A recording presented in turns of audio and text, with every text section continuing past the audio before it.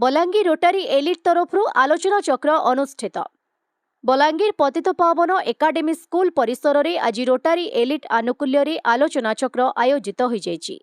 विश्वजीत दास को सभापतित्व और धर्मेन्द्र प्रसाद नंदों सभा परिचालन में अनुष्ठित सभारे प्रथमे श्री गणेश और महाप्रभु जगन्नाथों प्रतिमूर्ति में माल्यार्पण और दीप प्रज्वलन पर सभा कार्य आरंभ होइथिला, जहाँ मुख्य विषय वस्तु वस्तुवादी पृथ्वी रे संस्कृति और परंपरार सामाजिक आवश्यकता उपरे आलोकपात करा जायथिला। आपका शरीर एक तरफ होगा, मन एक तरफ होगा, तो बुद्धि एक तरफ होगी। इसलिए बंधुओं, जिसका आचरण अलग हो, मनस्येकम वचस्येकम कर्मण्येकम महात्मनाम, मनस्यन्य वचस्यन्य कर्मण्यन्य दुरात्मनाम। दुरात्मा उसे कहते हैं जिसका मन कुछ और है, जो बोलता कुछ और है, करता कुछ और है, सोचता कुछ और है।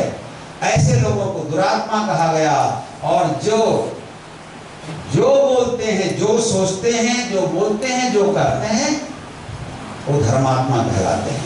तो एटॉमिक सोसाइटी रे आहुरी आवश्यकता अछि, सामाजिक आवश्यकता रहला जे लार्जर सोसाइटी माने जो व्यापक सोसाइटी समाज के अछि ता सहित जोड़ी हवा।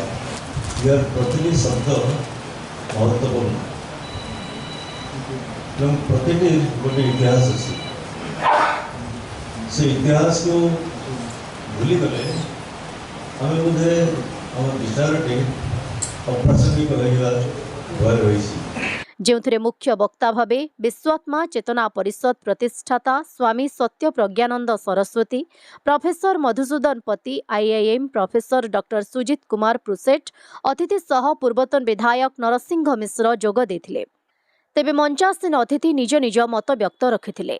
सभा शेष में 10म बोर्ड परीक्षा रे उत्तीर्ण श्रेष्ठ 6 जन उड़ान छात्री को समस्त अतिथि वृंद सम्मानित सह संबर्धित करथिले और सेमानक उज्जवल भविष्यत पई रोटारी एलिट कार्यकर्ता सह समस्त सदस्य कामना करिसंती।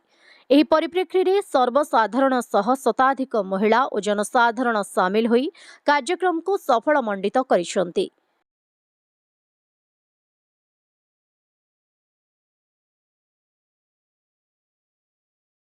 ब्यूरो रिपोर्ट, खबर खुलासा।